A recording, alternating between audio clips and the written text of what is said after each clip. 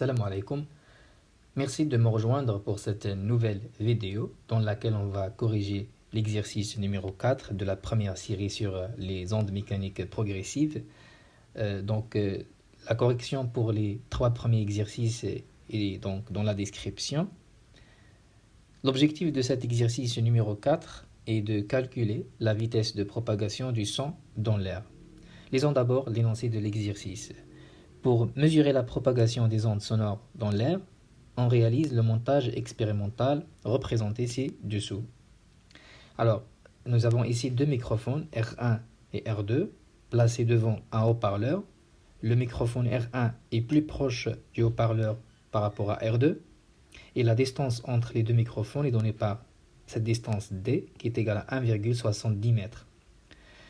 La courbe ci-dessous, c'est-à-dire dans l'oscilloscope ici, représente la variation de la tension aux bornes de chaque microphone.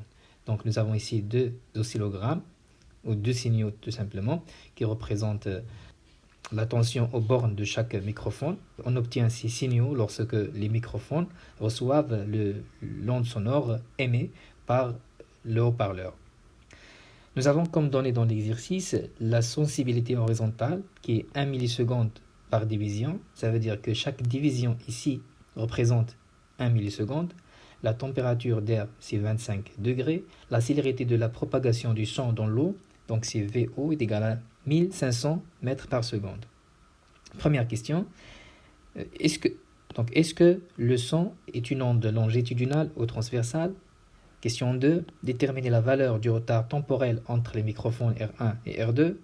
Troisième question, déduire la valeur VR, la célérité de la propagation des ondes sonores dans l'air.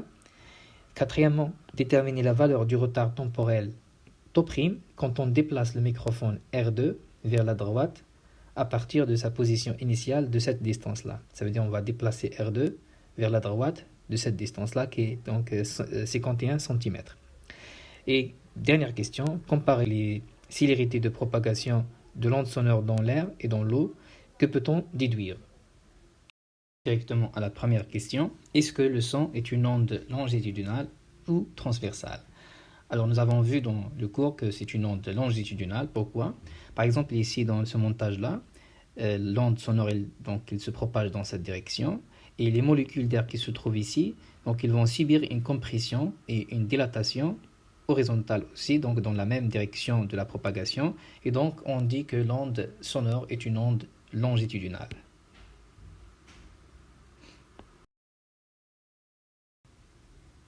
Passons à la deuxième question.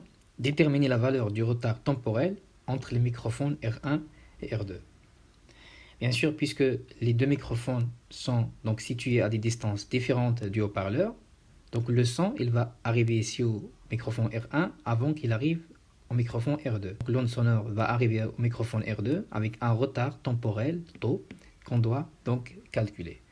Alors, le retard temporel entre les microphones R1 et R2, il correspond au décalage entre le début des deux oscillogrammes, donc le début des deux signaux que vous voyez ici en rouge et en bleu, ou bien donc la fin des deux signaux, c'est la même chose. Donc, alors pour l'oscilloscope, il existe une règle générale pour calculer le retard temporel. Alors τ, c'est le nombre de divisions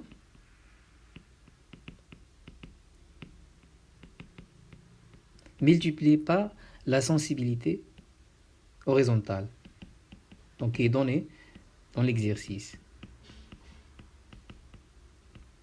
Donc on va utiliser cette règle. Donc nous avons ici, entre le début de ce signal ici et le début de ce signal, nous avons donc 5 divisions. Et la sensibilité horizontale, c'est donc 1 milliseconde par division. Donc on va appliquer cette formule. Donc τ est égal donc 5 divisions fois donc 1 milliseconde par division. 1 milliseconde par division.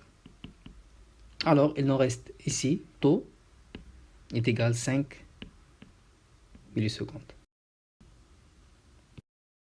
Passons à la troisième question. Déduire la valeur de la célérité de la propagation des ondes sonores dans l'air. Alors ça c'est une question simple, donc il faut juste utiliser les données que nous avons. Alors nous avons déjà la distance entre les deux microphones, donc c'est D est égal à 1, donc c'était 70 mètres, oui, donc 70 mètres. Et nous avons aussi donc maintenant le retard temporel entre les deux microphones, donc c'est 5 millisecondes. Alors, on va utiliser une relation que nous avons vue dans le cours de la célérité en fonction du retard temporel. Donc, la célérité de l'air, dans ce cas, c'est le rapport entre la distance D, la distance entre les deux microphones, et le retard temporel entre les deux. Donc, il nous reste à faire tout simplement l'application numérique. Alors, nous avons V R est égal à 1,70 divisé par taux, c'est 5 millisecondes. Il faut la convertir en secondes en multipliant par 10 à la puissance moins 3. Et donc, ça nous donne finalement la vitesse de propagation, donc la célérité de propagation de l'onde sonore dans l'air est égale à 340 mètres par seconde.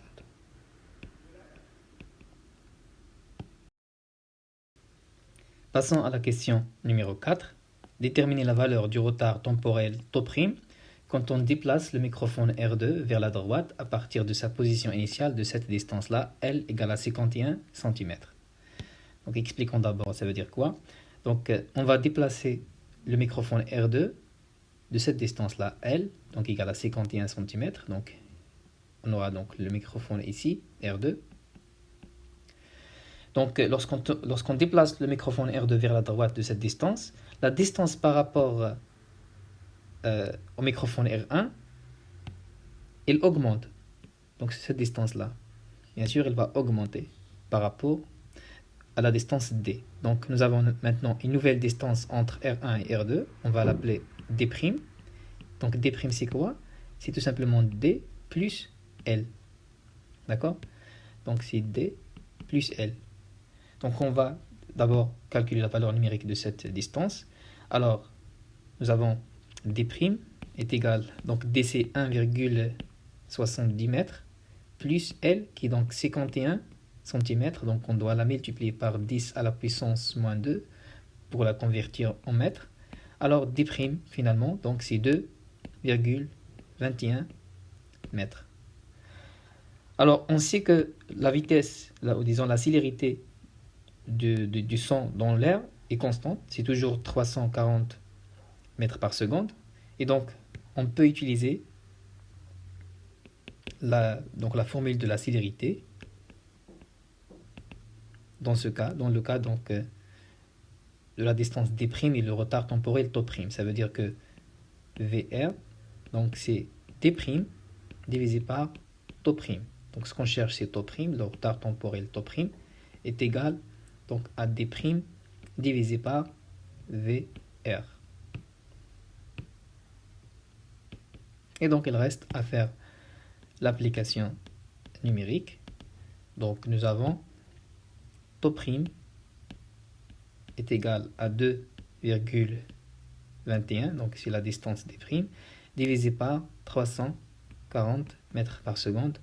Ça nous donne finalement τ est égal à 6,5 millisecondes, ou bien donc en multipliant par 10 à la puissance moins 3, donc c'est 0,0065 secondes.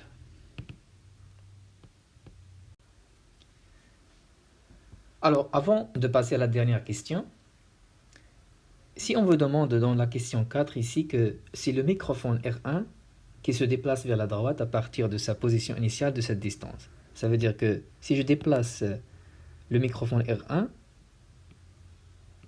donc de cette distance, L est égal à 51 cm. À ce moment-là, comment calculer le retard temporel τ'? Alors, à ce moment-là, nous avons la distance entre les deux microphones, donc si cette distance-là, je vais appeler d' encore une fois, donc 10 secondes par exemple, donc c'est d secondes. Donc c'est quoi la différence entre d secondes et d'? Maintenant, la distance entre les deux microphones, donc elle diminue, parce que le microphone R1, il se rapproche de R2. Mais dans l'autre cas, donc R2, donc lorsqu'on a déplacé R2 vers la droite, il s'éloigne de R1. Maintenant, puisque R1 il se rapproche de R2, ça veut dire que la distance D elle diminue. Donc D secondes c'est quoi? C'est la distance D moins L. D'accord? Donc D secondes c'est D moins L. Et donc maintenant pour calculer le retard temporel τ', il suffit tout simplement de remplacer ces D' par D moins L et donc faire exactement les mêmes calculs pour calculer τ'. D'accord? Passons maintenant à la dernière question. Comparer les célérités de propagation de l'onde sonore dans l'air et dans l'eau. Que peut-on déduire? Alors nous avons, comme donné dans l'exercice, la célérité de propagation de l'onde sonore dans l'eau, c'est 1500 mètres par seconde. Et nous avons trouvé dans la question numéro 3 que la vitesse de propagation de l'onde sonore dans l'air, donc c'est 340 mètres par seconde. Alors, donc, la célérité de propagation de l'onde sonore dans l'air est supérieure à la célérité de propagation de l'onde sonore dans l'air. Donc, voici la comparaison. Maintenant, que peut-on déduire de ça? Alors, on déduit tout simplement que la vitesse de l'onde sonore dépend de la nature du milieu.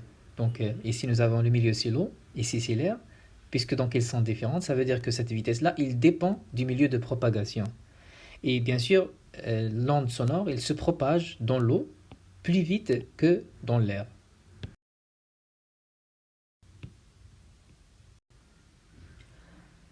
Alors, pour la prochaine vidéo, on va corriger l'exercice numéro 5 de cette première série. Donc, cet exercice est extrait de l'examen national 2018, session normale. Salam alaikum wa rahmatullah.